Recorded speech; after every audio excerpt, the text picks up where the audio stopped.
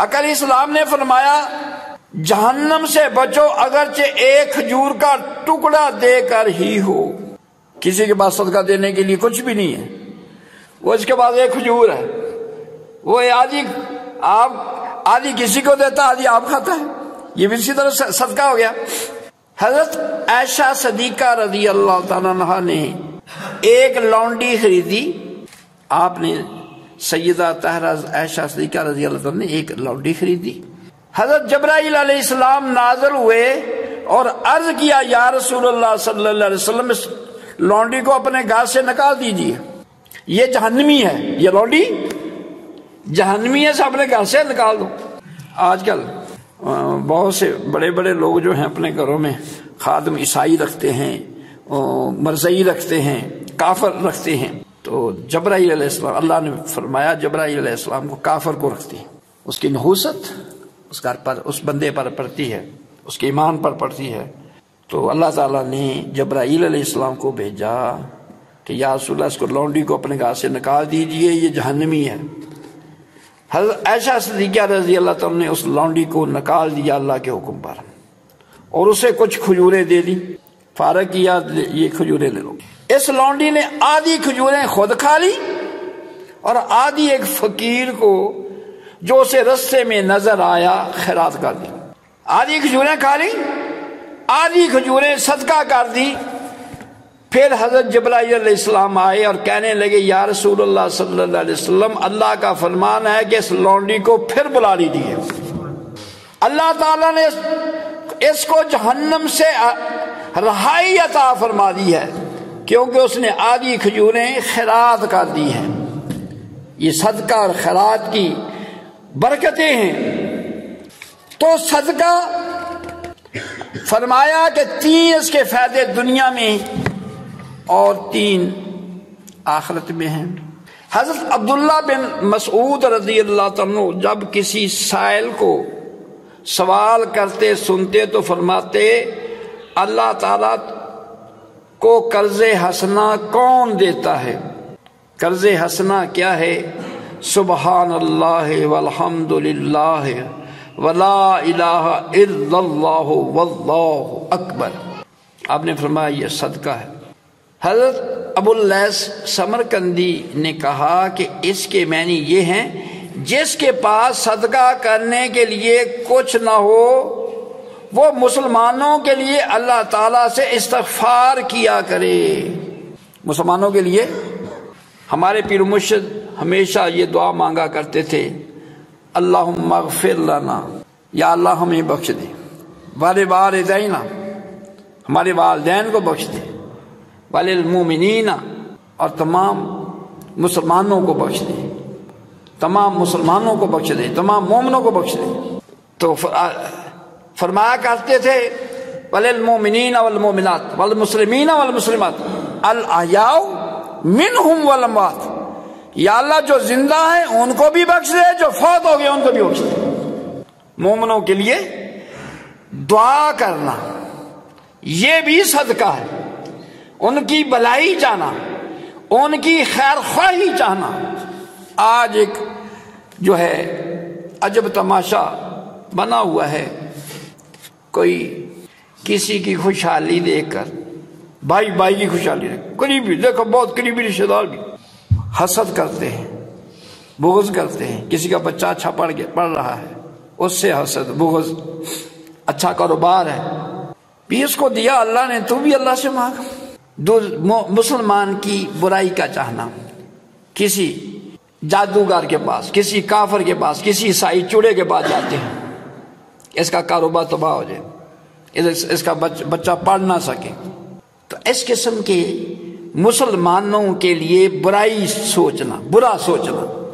لیکن آقا علیہ السلام کی تعلیمات ہے کہ مومن کے لیے ان کی خیر خواہی چاہنا. کسی کا بلا کرے گا، سوچے گا بلا کرے گا، اللہ تیرا بلا کرے گا. کر بلا سو ہو بلا، آنتا بلے کا بلا. جو کسی کے ساتھ بلائی کرتا ہے، کسی کی خیر خواہی چاہتا ہے، کسی کی خیر مانگتا ہے، اللہ تعالیٰ اس کی خیر فرماتا ہے. کسی کے لیے بخشش کی دعا مانگتا ہے، اللہ تعالیٰ اس کی بخشش کا فرما دیتا ہے. دوسروں کی جو بھلائی چاہتا ہے، خیر خواہی چاہتا ہے، یہ اہل سنت و جماعت کو اللہ نے شرف دیا ہے، یہ اپنے مرنے والوں کے لیے دعائے مغفرت کا یا ختم ہے، تیئے کا ختم ہے، آج ساتے کا ختم ہے، آج 10ویں کا ختم ہے، 20ویں کا ختم ہے، آج چیلم کا ختم ہے۔ وہاں پر اکٹھے ہو کر کیا کرتے ہیں؟ صدقہ خیرات کرتے ہیں۔ وہ جو لنگر پکایا جاتا ہے وہ کیا ہے؟ کلوں پر جو لنگر پکایا جاتا ہے وہ کیا ہے؟ صدقہ خیرات۔ 10ویں پر جو لنگر پکا وہ کیا ہے؟ صدقہ خیرات۔ 20ویں پر جو لنگر پکا وہ بھی صدقہ خیرات ہے۔ 40ویں پر لنگر پکا وہ بھی صدقہ خیرات ہے۔ پھر یہ صدقہ اس کے لیے، مرنے والے کے لیے صدقہ کر کے اس کے لیے دعائے مغفرت کرتے ہیں سارے مسلمان اکٹھے ہو کر کہ یا اللہ اس مرنے والے کو بخش دے۔ صرف اس کے لیے نہیں، تمام امت مسلمہ کے لیے بخشش کی دعا کرتے ہیں۔ فرمایا جس کے بعد صدقہ کرنے کو کچھ نہ ہو وہ مسلمانوں کے لیے اللہ تعالیٰ سے استغفار کرے۔ مسلمانوں کے لیے ایک ادھر بندہ نا اپنے لیے استغفار کرتا ہے نا، یا اللہ مجھے بخش دے، مجھے بخش دے۔ کامیابی اس وقت زیادہ ہوگی جب کہ یا مجھے بھی بخش دے، میرے مسلمان بھائیوں کو بخش دے۔ یہ ان کے لیے مغفرت کی دعا کرنا یہ بھی ایک صدقہ ہے۔ تو کسی سے پوچھا گیا کہ اللہ تعالیٰ نے تمہارے ساتھ کیا معاملہ کیا؟ کوئی فوت ہوا، خواب میں ملا، اس سے پوچھا گیا بھی اے مرنے والے تیرے کے ساتھ اللہ نے کیسا معاملہ کیا؟ اس نے کہا مجھے اللہ نے بخش دیا ہے، میرا محل فلانے بندے کے محل کے برابر اللہ تعالیٰ نے بنا دیا ہے، حالانکہ وہ محل اس کے برابر بنایا ہے، حالانکہ میں اس سے زیادہ عبادت کرتا تھا، لیکن اس کو اللہ تعالیٰ نے میرے محل سے اچھا بنایا۔ اس میں خوبی کیا تھی؟ عبادت میں زیادہ کرتا تھا، خوبی یہ تھی کہ مسلمانوں کے لیے دعائے مغفرت کرتا تھا۔ وہ کہتا تھا یا اللہ ان مسلمانوں کو بخش دے، جو ان میں سے ان کی اولاد پیدا ہو ان کو بھی بخش دے، یہ دعا کیا کرتا تھا۔ آقا علیہ السلام کی صدقہ خیرات کا آپ کا کمال درجے کا آپ کا صدقہ خیرات کہ آقا علیہ السلام ایک مرتبہ 8 درہم لے کر بازار تشریف لے گئے۔ یہ آقا علیہ السلام کے پاس مال کی کمی نہیں۔